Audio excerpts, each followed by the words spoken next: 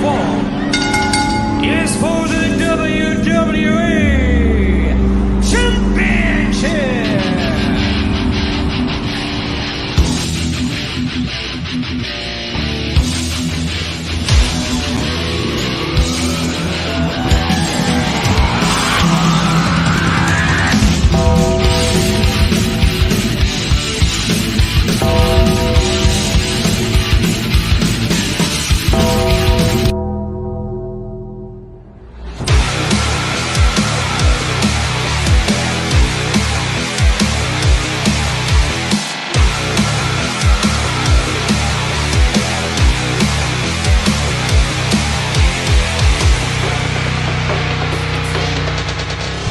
Life moves pretty fast. You don't stop and look around once in a while, you could miss it. Welcome to Around the Turnbuckle. I'm the Big Alboski. That guy right there is Professor Keith, as always. And joining us is MPW referee Trey Gabehart. Am I saying that right? Exactly right. A lot of people don't get that the first time. Look at you. You're special, Al. They go for the Gabehart or something like that, right? They want. Yeah. And growing up, coaches, Gabehart, Braveheart was a big thing. So. All right, man. So let's get to it right away. Like we let everybody know that, because Spitfire Marcus Johnson has been on our show a few times now. He's become a friend of the show. He keeps sending us wrestlers, and now he sent us a referee. I saw some recent work of yours from the March 4th show in the Borger Dome. So talk about that event in particular before we go back to the beginning. Talk about that event for you and how did it go for you and everybody involved.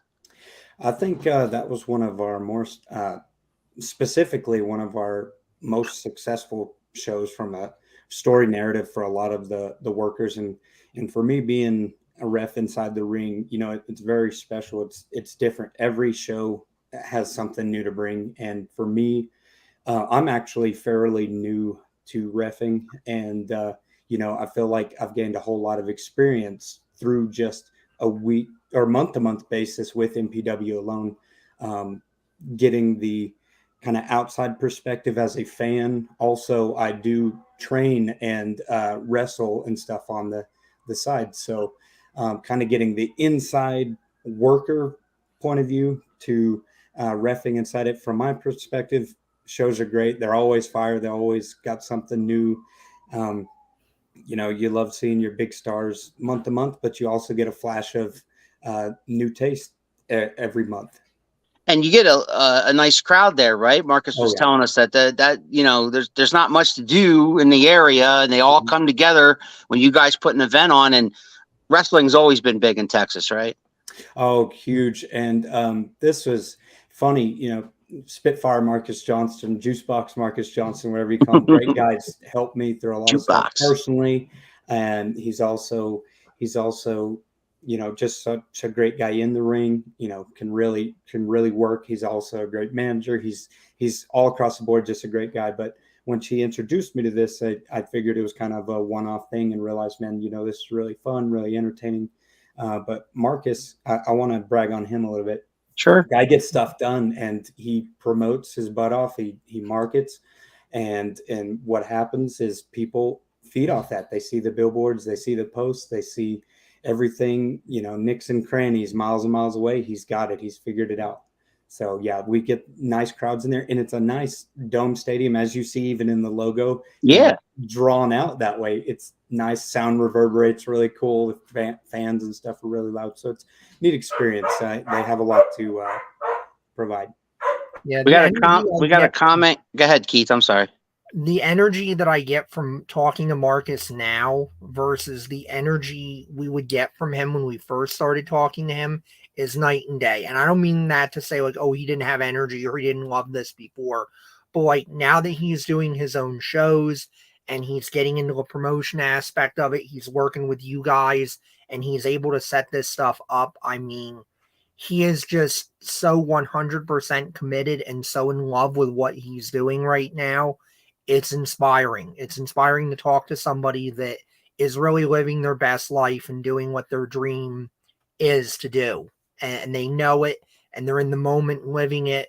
They're not going to look back on it and go, man, I wish I would have appreciated how, good I had it right then and there as the ride was going. Like, he's 100% on board, present, knows what's going on, knows he's living his best life. I think I'll speak on that too. And I'm sorry for my dog in the Don't worry about it. I apologize I about know that. pain. He freaks out. She's in there cleaning. He kind of freaks out. Or she freaks out. But anyway, so the biggest thing about Marcus, he started off just wanting to do what I do, reffing and stuff like that. I trained with him, and things went up from there. And like you said, he's kind of master-crafted, jack of all trades now. Mm-hmm.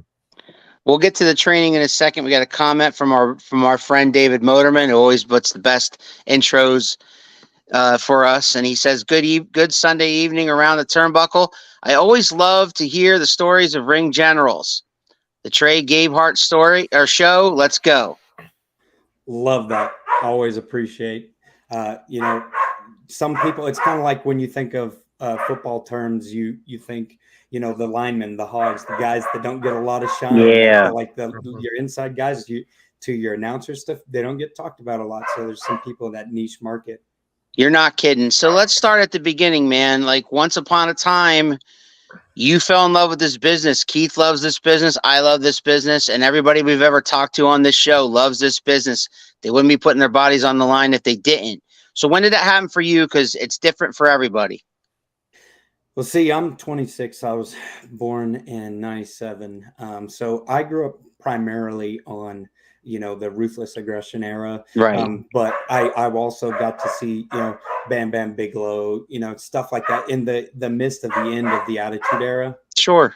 And I think I grew to love, I grew up playing Sega Genesis and WrestleMania the WrestleMania games on the Sega Genesis. Sure.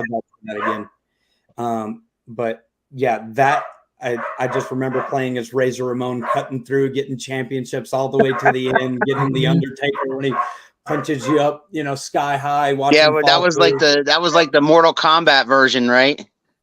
Yep. Yeah. So I grew up, playing the games and realized, you have Bam Bam come through you and flames just go everywhere. But I started with probably gaming. I've been a gamer my whole life, but jumping into it from that, fell in love with, Undertaker, Jeff Hardy, your Shawn Michaels, Triple H, just all of that. It was just kind of conundrum effect. It just, you like it, you love it. Oh, now you're living it type of thing for me. So once you started watching it, say on TV, like once you started with the gaming, and then maybe you were like, okay, I want to see what's going on. And so you said Ruthless Aggression era, Cena and Randy Orton and those guys. Did you ever go back, now that we have Peacock and, the WWE Network, did you ever go back and check out some stuff before your time?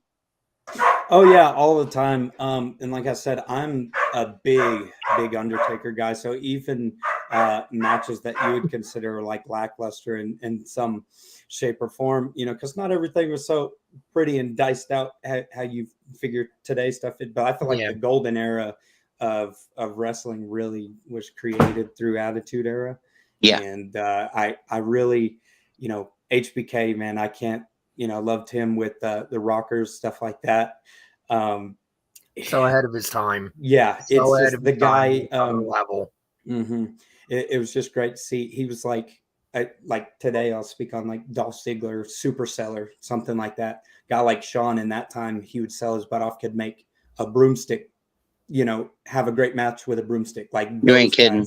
So one of the matches of Shawn Michaels that gets overlooked, and if you haven't seen it, I urge you to, is go back to WrestleMania 8. He opens up WrestleMania 8 against Tito Santana, one of the greatest Intercontinental champions of all time. And at that time, they were pushing Shawn Michaels towards the Intercontinental Championship. At that time, he was breaking out. It was his breakout WrestleMania match as a singles competitor, and he had Sensational Sherry with him. But that matchup was just underrated and underappreciated because of everything else that happened at WrestleMania 8. But if you ever seen that matchup, Tito Santana versus Shawn Michaels was phenomenal. And Tito in general is underrated for how much he did for other guys and how unselfish he was in there, as good as he was and then he kind of dedicated himself to being kind of that stepping stone that got other guys ready to go to that next level. Yep. Yeah, and it's one thing you hear him talk about now is like he was a totally different person in the back locker room. Yeah. He was confident.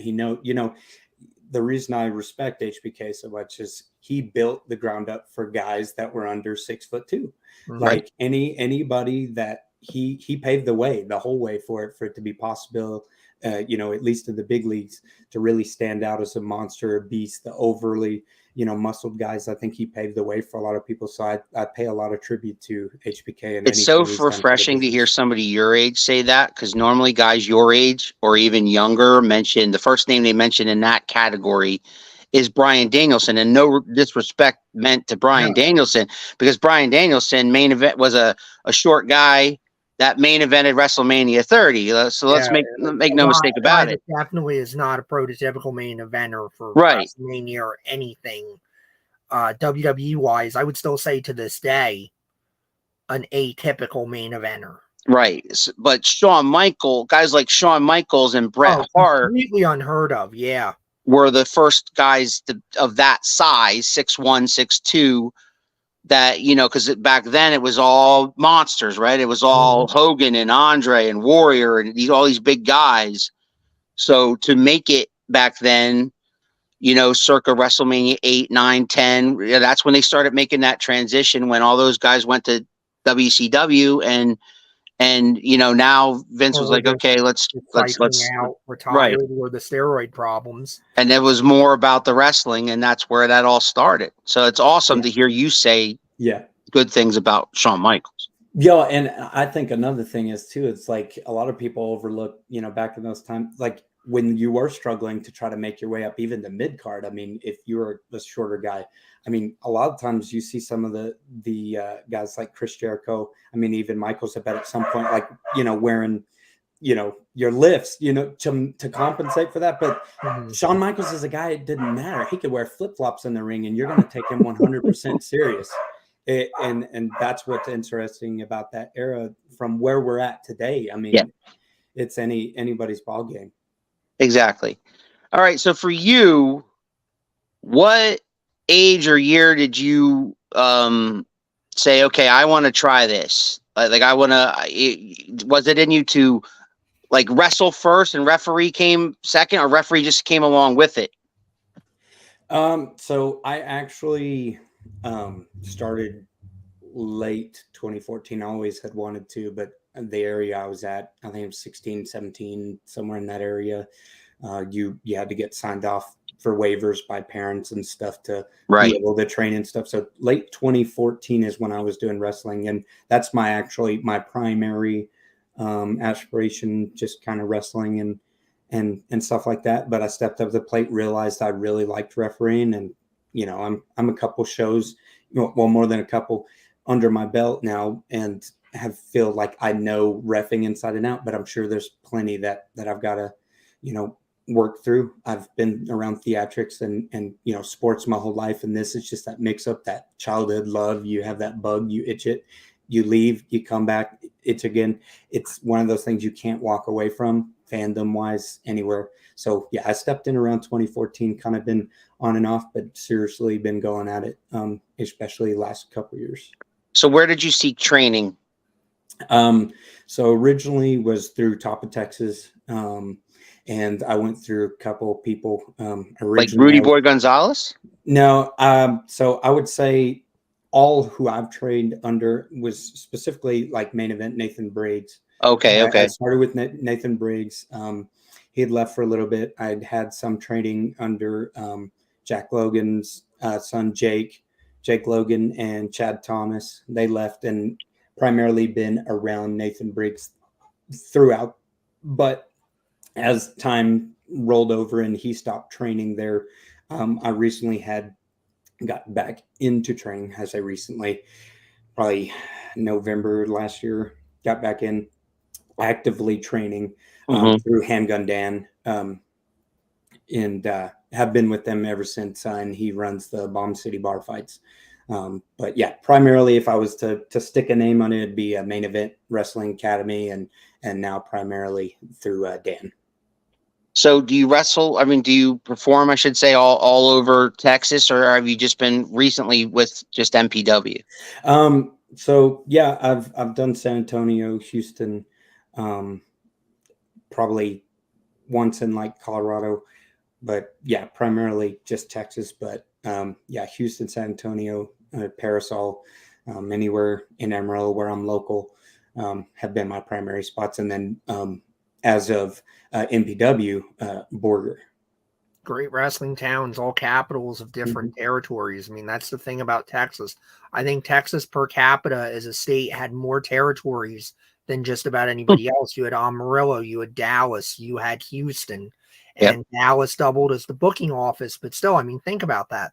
3, 4 full-time territories. I mean, actually, Alan, do you know where the one place that WrestleMania failed was? WrestleMania 1, it failed. Do you know where that was? No. Dallas, Texas, because World Class and the Von Erichs were that strong that people did not accept any other wrestling in that area. So they weren't going to watch WrestleMania 1. Nope, they were not going to watch it. Absolutely failed on closed circuit in the Dallas, Texas area because World Class and the Von Erichs were that strong. How about that? Those fans were that loyal. Yeah, and you have a lot of NWA kind of flow through a lot of mainstream parts of Texas, and that was originally when Top of Texas, where I'd done majority of my events and stuff for. I think they were originally branded with NWA before they were pulled off that. But I can't say 100% for sure, but I'm almost like 99.9% sure we were a branch of NWA. That does sound about right, because I know there was a lot of branches, and then when Billy Corgan bought it, he took everything in-house and was just like, this is the NWA, and we're not going to do the membership thing anymore. Right.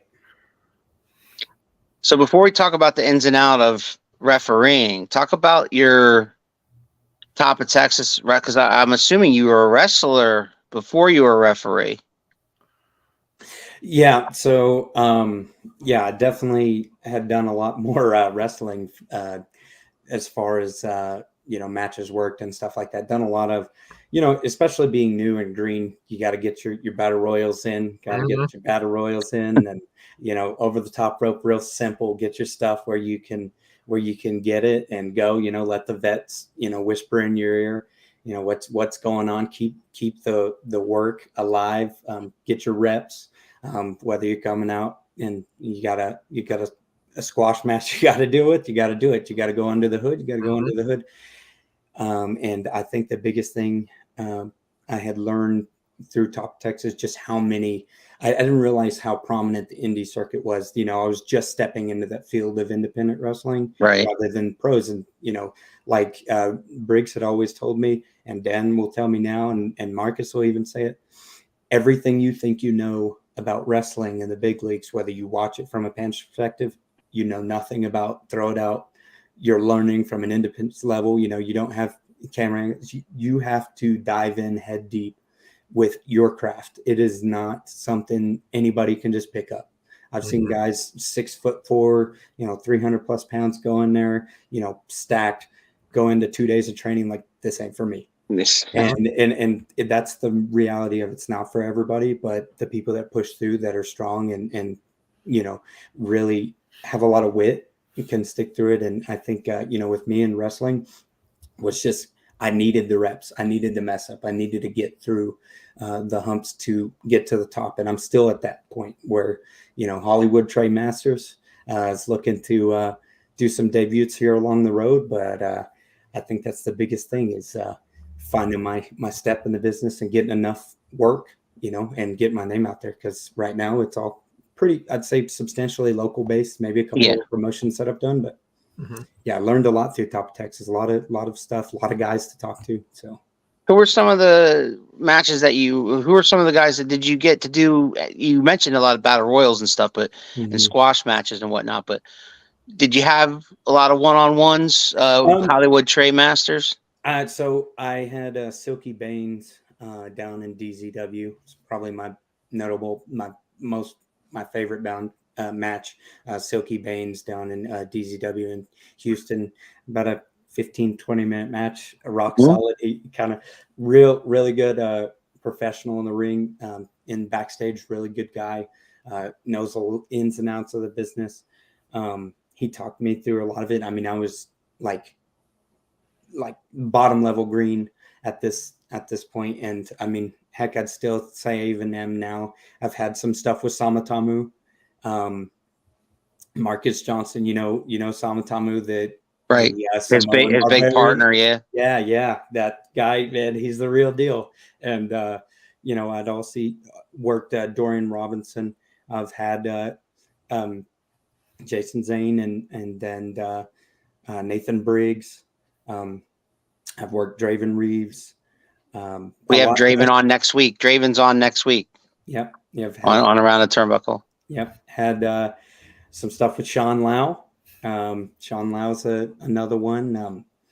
You know, so it's been fun. It's been a different experience. I like seeing guys like, for example, I'll brag on him all day long. I haven't got to per se work with him anything outside of a battle royale, but like Gino Rivera, Puerto Rican pit bull, Sinatra of the Spanish Mafia. The guy, he's a big trainer too, right, Gino? Yeah, yes. And I think it's over the top rope or off the top rope. I don't want to slander that, but in New Mexico, man, guy knows his stuff.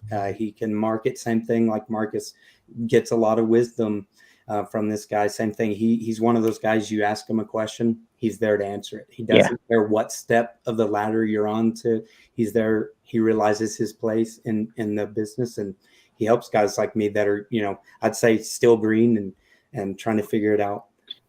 Yeah, and Keith and I have heard a lot about Gino, and a lot of wrestlers that we've interviewed over the past 3 years, like his name keeps coming up. And I've talked to Gino personally because I friended him on Facebook and I wanted him on the show, and it was a matter of time, like whenever he could do it, and it just hasn't happened yet. But we know of him and he knows of us because we've asked him to be on the show, and he's like, yeah, no problem. And then something always comes up.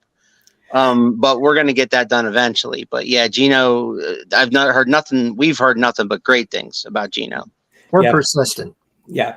We are on that. Fingers crossed on that, because I'm definitely going to be watching. Because such a great guy, good to talk to. I mean, creative point of view, doesn't matter what you know, you're talking gimmick, you're talking look, whatever you're thinking. This guy knows the ins and outs of it's been there, done that.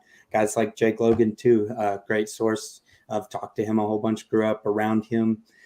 So it's been pretty neat. I've also along the way got to go to seminars like Rob Conway and Rodney Mack and Jazz, and you know, with MPW, they're bringing in you know, some big names. I don't know if anybody wants me to talk about that, but you know, that's can talk about whatever you want, man. Yeah. So Kalisto, big guy, made it to the top. Yeah, he was former United States champion.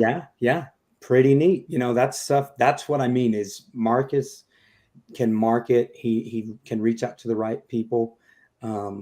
It just all around, this guy's doing great things, and I speak on him so heavily because he's impacted a lot of what I've done inside the business. And I would say from a watching perspective, I've got to really, you know, besides reffing, and especially on the indie scene, besides the big leagues, I probably should sharpen up on a lot of skills within that, because it's kind of whatever I'm wrapped up around, I'm in it, you know.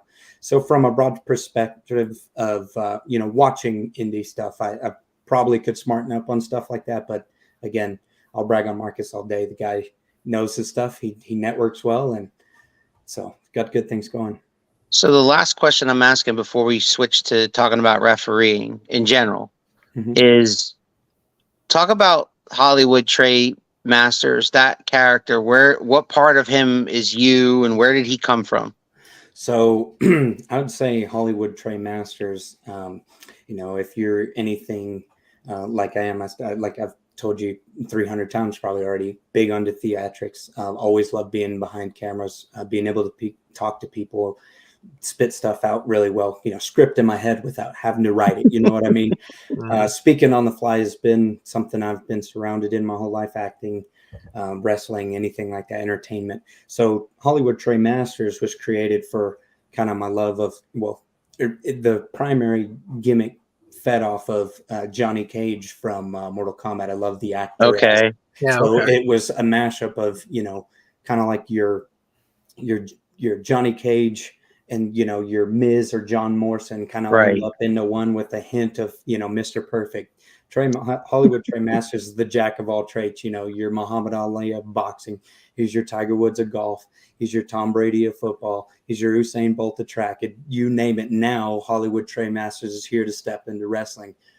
He doesn't need wrestling. Wrestling needs him. That's the arrogance, the capturing moment. The Hollywood superstar doesn't matter what he steps into. He's going to the top. So that's where that was derivative from.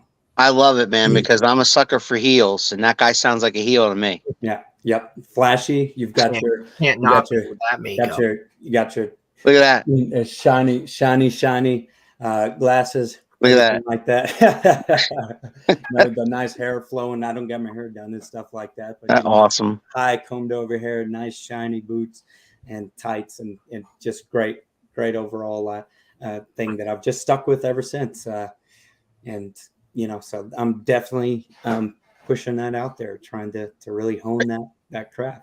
All right. What's interesting to me is that you started training in 2014. You had you got really rolling with some matches. I'm sure, like everybody else, COVID hit. That kind of slowed things down a little bit.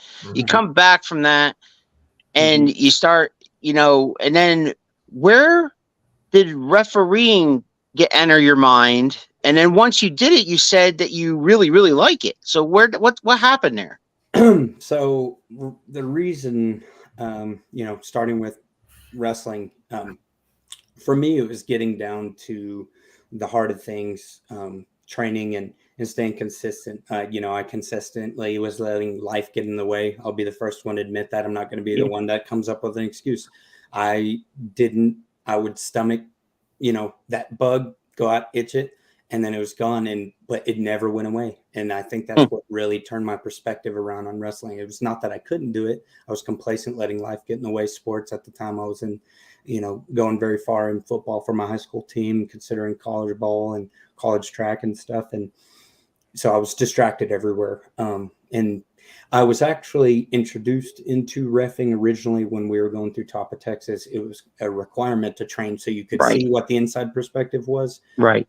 But you were under NWA branding. So you had to go buy the shirt and wrestle and, in training and stuff, work under hood, whatever you had to. And then ref actually was required. I never did get a lot into that. Nathan had a lot of faith in me. Liked me to get as much reps as a worker as possible. And here actually within the last year is actually where my mainstream, all of the reffing, I can say, kind of was introduced. Marcus had one or two guys that he had planned for Motivate Pro Wrestling to ref, I think, cancel on him. And he was like, we're personal buddies and trained with him, stuff like that. He was like, hey, can you do this? Can you help out? Well, I've done sports commentary, sports illustration on stuff on the side with a company called Blue Cloud TV and Moore County Journal. And so I've already had kind of the realm in a lot of sports, as is another thing that plays into the Trey Masters and the jack of all trades thing, That's Mr. awesome. Grand Slam, right? But that kind of played in with the reffing as well. I like to pay attention, not only like creative, with the big leagues watching WWE, Impact, or AEW, Ring of Honor, doesn't matter. I'm mainly a WWE guy, but I second AEW and stuff. But like when I watch those things, I look at it from perspective of creative, how wrestlers present themselves, the ideology behind what you're speaking to the crowd, the story you're telling, how much goes into being a ref. You don't realize it till you're in it.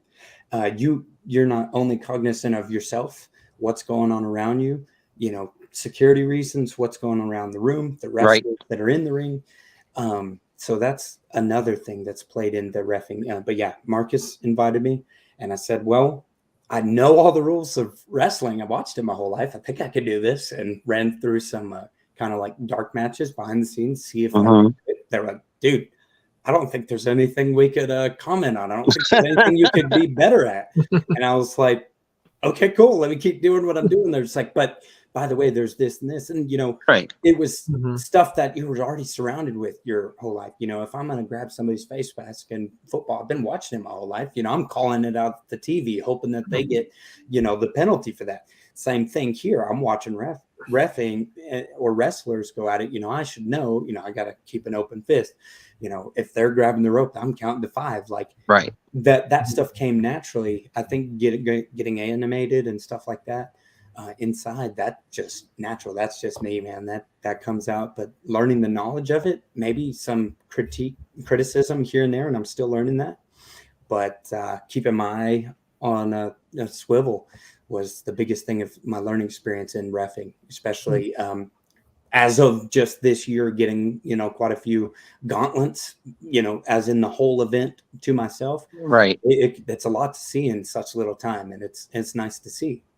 And if you have smart heels, they can use a more animated referee to their advantage. We have a guy up here that he works a British gimmick. He calls himself the Prime Minister of Pro Wrestling. And one of the things he does that I think is so good is he will get into an argument with the referee about, a choke or something like that. And then what he's doing is he'll have the guy against the ropes or in the corner or something, and he will subtly kick into the guy's chest very low. So he's got while looking away. Eye level with him, arguing with him. Meanwhile, he's cheating, but eventually the referee sees it and goes, "Whoa, wait a minute." Yes. I mean, if you've got an animated referee, and I think that's something the workers could really think about too, is you don't want the referee that just kind of does paint by numbers, because if he's paint by numbers, you're not able to get those little extra things and come up with those little extra things that will piss off the fans that much more. You have to creatively cheat if you've got a good referee that's on you, where if they're not on you, I think you get lazy because you just go, well, he's not going to call it, so I can just cheat to my heart's content and do it, without any creativity. And I think when that then makes the fans complacent, because they're like, okay, paint by numbers wrestling. I've seen this before, where if you've got to get creative, now they're going to start to really get into a match. They're really going to get into a baby face because he's getting screwed, and they can see he's getting screwed in this novel way. And the heel's getting more heat because it's like, you monster, you found a new way to be a jerk. Yeah, right. I think, and the ref plays into a lot of that, if you're doing it right, you're building heat for a heel. It continues to build the intensity, that storytelling, what you're doing, whether you feel like you're doing it or not. This is where a good worker comes in, a guy that purposely grabs you by your ref shirt and pulls you up close, like, blah, blah, blah, did you see him pulling my hair, blah, blah, blah, doing this and that. And while this whole time his tag team partners in the background doing something at that point, yes, there's a lot of worker that goes into it, but then it's all the cognizance. Like, you're novice at this, why wouldn't I? Hey, turn around. That makes a good heel. And I think a ref plays a big part in that, because like you were saying, a lot of, and especially on the indie circuit, you see, and I'm not going to downgrade anybody, because I'm still stepping in the business. So I don't know names, but I can just say I've seen it from a broad perspective of social media. Like, when you're just counting as a ref, you got a shoulder. Okay, all right, 1, 2, kick out. Where's the love for that? Where's the storytelling? Where's the and the oohs? I think when you really start thinking about it, okay, instead of counting your heel in the corner as he beats down the baby face 1, 2, 3, 4, 5 consecutively, you got another half a second or another second in between trying to warn the heel, you need to get off him, or I'm going to take you out of here. And the chicken shit heel, they're going to continue to feed off of that, right? And they're going to take advantage. You gave them 8, 9 seconds, right? In realistic time, but, you're counting to 5. That's, building that heat and that fire for that baby face to have that comeback as you finally got the heel off, and then the baby face starts firing back. That's the stuff where the ref can really play a good thing. Because how do you like it if your baby face is in the corner, 1, 2, 3, 4? That what can I see in that amount of time? So that you just got to be cognizant of that as a referee. Referees are unsung heroes. As that comment said before, you're a ring general. You're in control of everything going on in there, but at the same time, it's like the fans are really focused on the wrestlers and the action, what's going on, Mhm. and you end up being kind of in the foreground or the background, one or the Mhm. other. And Mhm. then what ends up happening then is that when you have a close count or a false finish, however you want to Mhm. call it, Right. there's always that one fan or maybe 100 fans that say, scream at you that was 3. Yeah. Yes. Yes. Yes. You have that all the time. And, it's funny is that workaround. I felt like when I jumped into this and I started reffing and stuff like, oh, I want to be animated. I want these bumps to look great. I want the baby face to look good. I want the heel to look good. Mhm. And, not trying to incorporate myself in any way, but me just being me, naturally just animating myself into that. A lot of the workers have come up to me like, dude, you made that 10 times better. Thank you for doing this. You got in the way just at the right time. You called the right thing on stuff got a little ugly in there. You called the spot right. You know what I mean? And I've had fans a lot of time come up to me, sign autographs or, take a picture or something like that.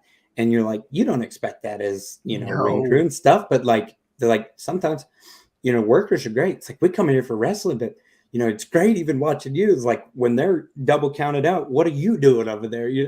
What are you doing? It's fun to watch you. Right. So I think you play a lot of, chapters in the story that they're writing.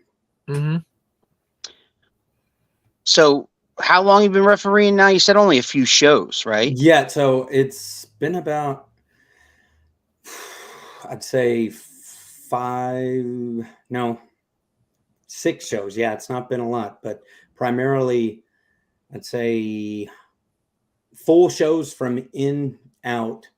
And also watching other people ref, like as I'm on standby, Sure. I'd say, 7 shows, something like that. As far as like, whether I'm in it or not, I'd say, yeah, it's fairly new. I think that was my biggest worry coming into this. Like, it's like, Marcus, you sure I'm good enough to apply to do around the turnbuckle? Because I don't have a lot of expertise, in this. I'm still getting my foot in the business, wrestling and reffing itself. But as you say, you watched kind of some of the film and what goes on there, and I hope I look like a decent ref. And Listen, that's the point of around the turnbuckle. I don't know if Mhm. Marcus explained that to you. We've had Mhm. guys that were like a couple of months into the Yeah. business. Mhm. You've had, off and on 8 years plus. Mhm. Mhm. We're both, so you have plenty to talk about. I mean, we're already Yeah. almost 40 minutes in. Mhm. So, Yeah. you know Yeah. what I'm saying? So it's like, we love guests that just keep going and we just sit back and let you Yeah. talk because that's the point. The point is, so don't think for a second you didn't have enough to talk about a referee, Yeah. because even though you haven't been doing it for very long, what I Mhm. saw seems to me that you've been doing it a lot longer than Mhm. 5 or 6 shows. Right. Right. And I And appreciate it. that's, and that's great. And like you said, you still got stuff to learn, which you're gonna learn, Mhm. as you go. But what's interesting to me Mhm. is now, where do you go from here? Because you said pre-show you're 26 years old. Mhm. You got into wrestling because you love wrestling. Mhm. Then you started refereeing and you really like doing that. So moving forward, which one do you want to do more? Or do you want to do both? Or, like, you know what I'm saying? I think for, especially as of present, I'd say the ideology behind it and the hindsight has always been wrestling. Mm-hmm. Always. I don't think it falls beneath reffing. Not that I don't like it. I think that's just been the hindsight since I was little, was to be able to just wrestle in any manner, whether it was independent or not. I'd say I definitely put it up on my first place. I definitely don't shy away from refereeing. I've also done announcing and called play-by-play for other things. So I don't see why I would have any problem doing it here. I've been in front of 20, 30, 45,000 live viewers on a network doing play-by-play for a football game or a basketball game that's streamed to, thousands of people, Fox Sports per se, or Bally Sports, I've done. So the avenue of just the entertainment industry alone, that's my heart. But yeah, I would say wrestling for me is one, refereeing two, but definitely never going to shy away from the opportunity. If I can fit both, cool. If not, find my workarounds. I'm sure there's always a time for it. And it sounds like you enjoy the broadcasting aspect too, even if you're broadcasting other sports. Yeah. Done a whole bunch of that. Primarily, like, I had to kind of go out on a whim, when I was doing sports commentary and stuff for high school sports and UIL playoff. The biggest thing with those was, I was always a football guy, always a track guy, always a powerlifting guy. So after you started stepping into basketball, and I'm like, I know enough. But I felt like I was good enough with color and being able to speak on the fly. Then I started realizing the terminology, what I could do, and play by that advantage, from a broad perspective. As a fan, you would appreciate it. You would appreciate the commentary. In a broadcast perspective, you'd be like, you wouldn't realize, it's something like a worker in a wrestling ring. If they mess up, sometimes they're so clean about it that only they or the person they were working with noticed it. Right. From a crowd perspective, even management perspective, you may not have realized the spot didn't go up right, or blah, blah, blah, whatever it was. You realize the things that you've really honed in on that craft more than other people. So that's where I've tried to step in as a ref. It's like, if I mess up, I've got to clean it up, because I may not make that mistake again. And if I do, I can learn from it. So I'd love to hear some broadcasting advice, because the professor and I are a broadcast team for the local 3WA here in Pennsylvania, and we've been doing it about a year now. Yeah, we got we're almost a year in, so we would love some advice as far as the broadcasting goes. Yeah, I mean, for me, so I was second to the boss, Raymond Brady. He was a guy in control of all the things, kind of all the technology behind the screen. Now, granted, I've streamed and done video game stuff, learned OBS, all those crazy things, sound setups and stuff like that. All the basic ground stuff that you could probably find out on a YouTube video. But as far as like the broadcasting stuff and getting numbers out there, posted marketing, that was a lot of his alley. I was mainly kind of on screen or behind the microphone or behind the camera. So I could definitely speak on any of those things as far as, hitting algorithms and marketing stuff. I've got basic knowledge, maybe intermediate knowledge, I should say, above the rest. But, I'd definitely love to talk that with you if you ever needed it. Yeah, absolutely. Yeah, because we try to do is enhance what they're already doing. They already were putting out their weekly videos with no commentary. And so we've been getting lots and lots of feedback from the talent, from the fans. Like, I think we're getting over with the fans as far as what we have to offer. And, this most recently, there was a matchup where I felt like it was one of our best calls ever. And the guy, one of the guys involved in the match actually got to listen to it before it went out to the general public, because they're a little bit behind. Even though we do commentary live, putting it together and putting it out on their YouTube channels and things like that is a little bit behind. But he got to sit at home and watch the match with our commentary, and he was just blown away. He was like, you guys just blew it out of the park. You said all the right things. You said exactly what, you gave me goosebumps watching the match, even though I'm in the match. And that meant a lot to, meant a lot to us. That's what it's about. Yeah. I definitely feel for that 100%.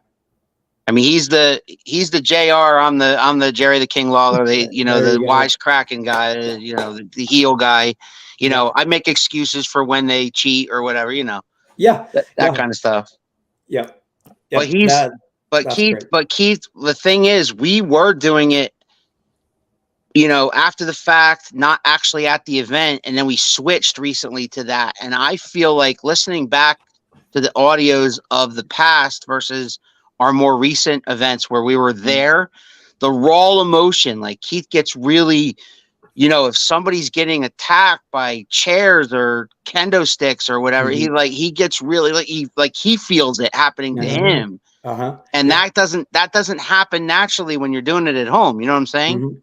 Yeah, I think that's what got over wrestling. I didn't mean to cut you off there. No. I think it's like what makes a lot of that, you know, the commentary behind it. Like anybody can say, you know, Jim Ross, for example. It's like some of the biggest lines you remember, whether you're just a broad perspective, you know, I like audience.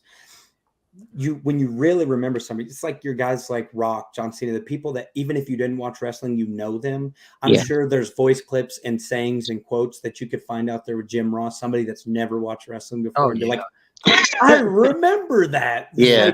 And they never really watched wrestling.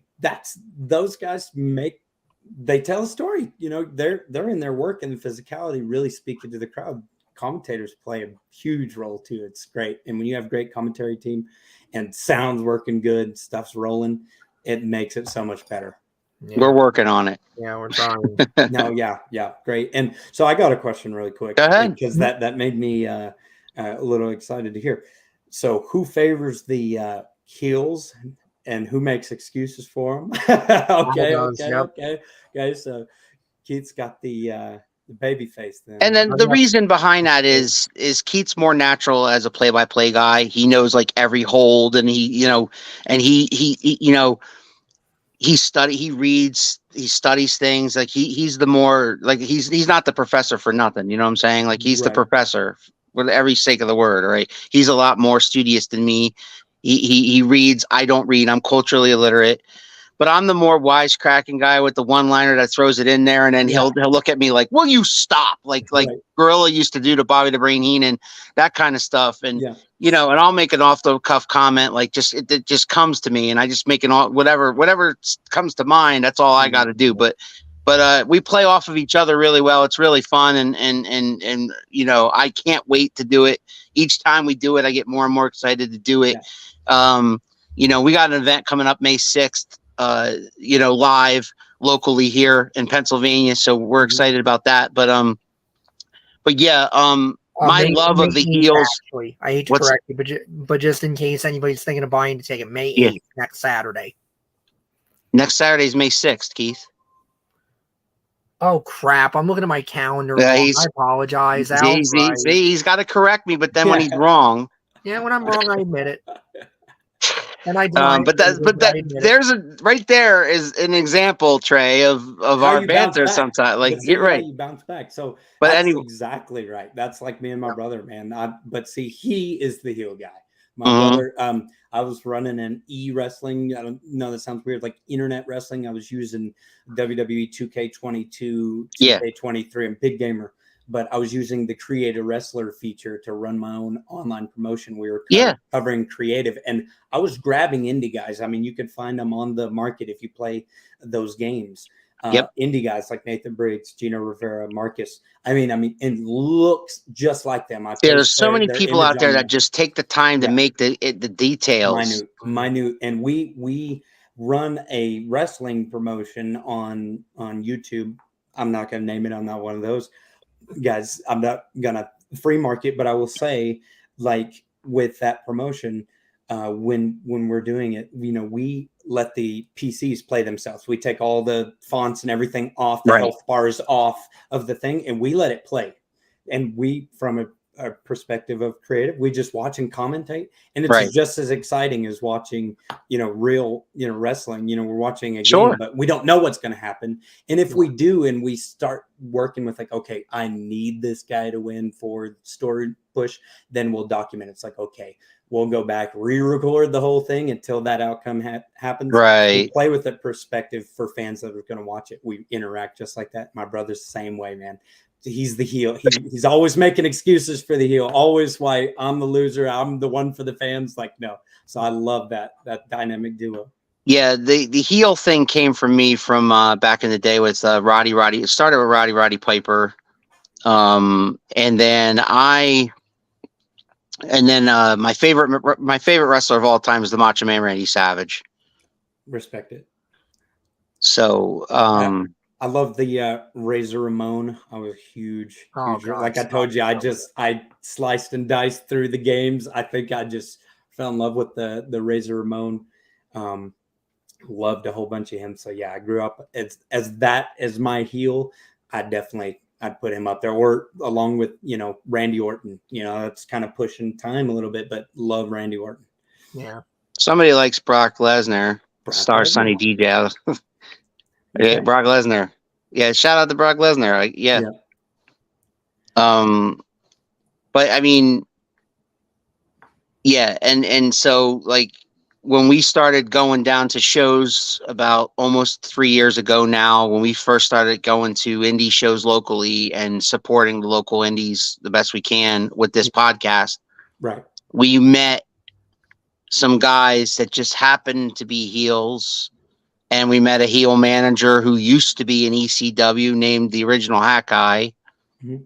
And so he's evolved here locally. So like, we became friends with him and his guys and stuff like that. And so we get to live this dream, which we never started this podcast for. No. We started this podcast to talk about independent wrestling, whether it would be locally or Texas or all over the country, or we've even had guys from over in Europe a couple times.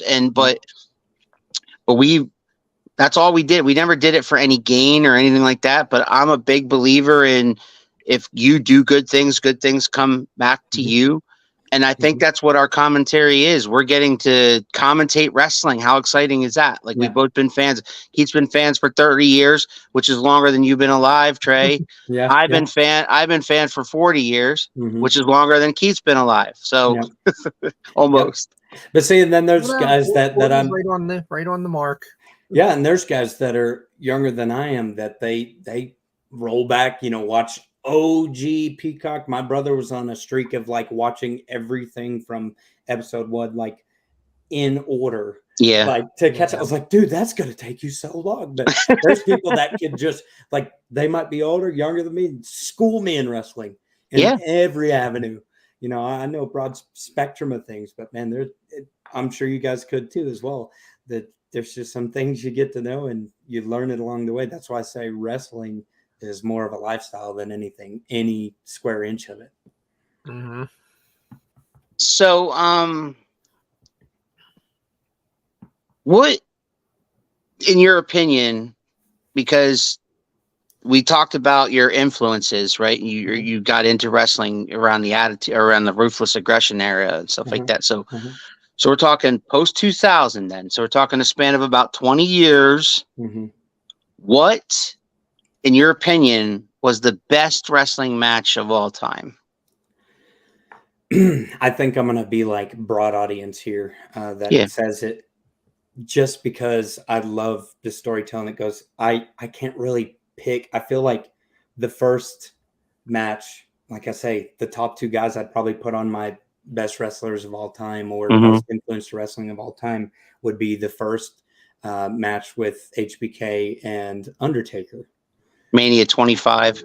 I believe so. And that, like, I think the sadness and everything that gets to me. So I trade off on both of them. I think action wise, and just what went into the match between Undertaker and Shawn Michaels had just a lot of impact on it. And at that time, HBK really got to me as a fan for me to really think this guy can conquer the streak. And I felt that very few times. Yes. Like I thought this was no way they're going to, put Undertaker down like that. Well, they might, that's just how good HBK was. And so I would say, I think broad spectrum, a lot of people would stand with me on that one. Yeah. I also, not a lot went into the Ric Flair, Shawn Michaels retirement match. Right. But the tear jerk and just the, yes. Oh, come on. Like, right. I really feel for those, but if I'm going to pick, I'd say, that WrestleMania 25. And then Mania 26 was career versus streak. Yeah, I mean, 25 is as close to a perfect match as I think just about anybody is ever going to get to. Yeah. I agree. Yeah, everybody's going to remember that moment with Ric Flair. You said with 24. I think it was Mania 24, Yeah, where Shawn's in the corner. He's like, "I'm sorry, I love you," and then kicks him. Popped up today on my feed. Yeah, they're going to remember that. They're always going to remember that. And that's the thing about Mania over the years. Some people don't remember the complete matches or what went into that match or the storyline at the time. Like, they may not remember what happened 20 years ago, but it's moments. Yeah, it's the one minute thing. It's moments. You know, we all remember, we all know where we were when, you know, WrestleMania 14, when Austin, you know, blocked the Sweet Chin Music, spun him around, gave him a stunner, won the championship, you know, that kind of thing. That's the thing about Mania, is that over the years, that's what it's become, moments, you know, WrestleMania moments. And that guy wasn't called Mr. WrestleMania for nothing. I mean, he highlighted a lot of WrestleManias. Yeah. I totally agree. Yeah. But man, we're gonna wind this down. What do you got coming up that you want to promote? And you mentioned about feel free to promote your channels or anything that you're doing with the gaming or anything like that. Feel free to do that. Yeah. I don't like to step on people's toes. No. We're here to push your stuff. We love to do that. Oh, so first and foremost, like I said, with Motivate Pro Wrestling, we've got Summer Rae Del Sol. Some people know him as Kalisto. Yes. We've got the exclusive meet and greet and the training session. Brought to you by OJ's Discount, by the way. Anyway, he's going to be showing up May 6th. I think the same dates y'all were talking about now. Yeah. So May 6th, 11 a.m., 2 p.m. He's going to be showing up down in Borger, Texas at the Dome and doing kind of a meet and greet. He's also got stuff for the in-ring guys and the outer ring guys that want to get in the business. He's got a training seminar. And then he's also competing in the show. I believe, I'm not 100% sure. I think he's going up for the championship against Gino Rivera. Oh, wow. So that's a big one for MPW. But for myself, you know, always been a big gamer and stuff, you know, stream, YouTube, Twitch, stuff like that. Insane Shooter 9, Facebook, gaming. I do Insane Shooter 9 gaming.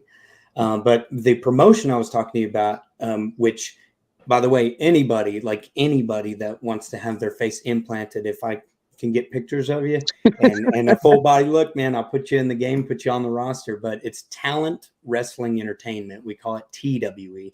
No, it sounds cliche, but no. TWE. It started off with our backyard wrestling. We called it Teen Wrestling Entertainment. Going off of the trampoline, and we just like, I like TWE. I like the spin to it. So now it's Talent Wrestling Entertainment, and you know, it's all indie guys or you know, creator wrestlers that have not been seen. Maybe you'll see them, you know, some big names, but typically we try to stay on our own roster. And it's, 60, 80 people we've got to the point like created up and down. So Talent Wrestling Entertainment, all found on YouTube. So we have a masked monster here in Pennsylvania that was supposed to be an interview today, and he's going to be interviewed next week instead. He had a family thing to attend to, but if he's out there as a creator wrestler, I suggest you add him to your roster, and that'd be Suicide Myers. He's down there on the bottom of the screen down there. Okay. And a big shout out to Suicide Myers if you're watching. I hope your kid gets better and feels better, and we'll see you next week. SWO Hall of Famer Suicide Myers from Haddonfield, Illinois, and as the professor often says, nothing ever bad happens in Haddonfield. Happened in Haddonfield. Man, love me some Halloween, love me some Michael Myers. Yeah, Suicide Myers is a heck of a character. He's been in the game now since I think 2011, and he's a monster. He's a monster. He, you know, very, very well respected among his peers. And I mean, you know, kind of like a Kane-like character, a little bit masked, not a man of few words. But man, we can't wait to talk to him. But yeah, if you can add him. I'd like to throw his name in the TWE. I'm down to do it. And the coolest thing about TWE is, you know, we stay on a creative perspective. There's storylines, there's promos, there's backstage attacks, stuff that you wouldn't see in the game. We edit that together and put it into a formal show. It's just that's awesome. Internet e-wrestling. So I know you're going to be checking that out, Professor. Yeah, I'm gonna give that a look. I'm sure you will. I know you will. Professor's more of a gamer than me. All right, man. Don't go anywhere. We're gonna get out of here, but don't go anywhere when I go off the air, okay? No problem. Professor, next week we have the aforementioned Mr. Gabehart down here mentioned our aforementioned. Next week at 6 p.m. Eastern, we're gonna have Draven Reeves. Mm-hmm. Draven Reeves will be here next week at 6 o'clock, and hopefully Suicide Myers will be here at 5 o'clock. So we're going to have back-to-back episodes like we were supposed to have last week. In the meantime, the Professor and I will be in Schuylkill Haven, PA, for commentary for 3WA Outbid. It's called 3WA Outbid. So look up the 3WA Facebook page for tickets. Get the phone number and reserve your seats because they will go fast. It's not as big a venue as Quakertown. Front row is sold out. Second row, I know, is almost sold out. There is still some general admission, folks. Also, Bushholz Auction House having a big event. I think it's a touch a truck kind of touch of trucks for kids. Yeah, it's a big kids event there. I believe it starts around 2 p.m. Yes. I know there'll be some wrestlers. JT Cage and the women's champion Autumn Breeze will be there to sign autographs and take photos before the wrestling event actually happens. And Keith and I will be down there, like I said, for commentary for that event. Mm-hmm. And it's going to be fun. It's going to be a great time. Not one, not two, but 3 cage matches in that event, Keith. Yes. So I'm excited to call that event. We've got a women's title cage match. I believe we got #1 contender implications for the heavyweight title. Yep. The hardcore title may or may not be on the line. We shall see. JT Cage working his way to 2 years as the hardcore champion. Yep. So it's going to be a loaded event. If you're anywhere in the area, folks, grab some tickets. Come on out. For MPW referee Trey Gabehart and the Professor, I'm the Big Al Boski. This has been Around the Turnbuckle. We'll see you guys next Sunday. You think you know me? Oh, yeah. If you smile